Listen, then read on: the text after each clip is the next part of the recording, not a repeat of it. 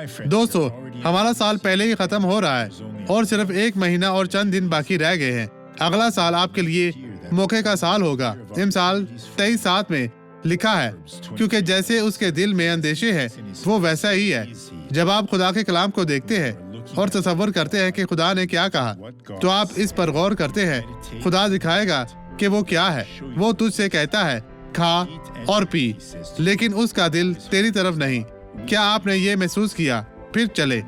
ये अच्छी बात है कि आप खुदा के साथ चलते हैं, क्योंकि खुदा आपको वो सब कुछ दिखाएगा जो आपके सामने है। बाज़ औक़ात बेहतरीन दोस्त बदतरीन दुश्मन से बेहतर है। आए अब इस गवाही को देखें और बरकत पाए।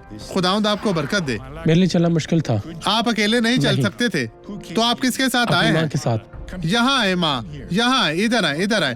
वो अकेला नहीं चलता। मुश्किल से वाकई मुश्किल से चलना वाकई मुश्किल था, लेकिन अब आप चले। यीशु के नाम पर आगे बढ़े, आगे बढ़े। वालजीनी, खुदा के बेटे, यहाँ देखे, लोगों इसे देखे। वो चल सकता है खुदाउन के नाम में। आगे जाए, आगे जाए। वालजीनी, वालजीनी, आगे बढ़े। वापिस आए वालजीनी, वापिस आए, वापिस आए। थोड़ा सा आगे आए। खुदाउन आपको बरकत दे रहा है। वालजीनी, दौड़ने की कोशिश करे। देखे अजीजो, वो भाग रहा है। खुदाउन तेरा शुक्र हो। अब मैं आपके साथ दुआ करना चाहता हूँ। बाप, तो इन तमाम लोगों को बरकत दे जो मेरे साथ दुआ में शामिल है, घर में या यहाँ पर।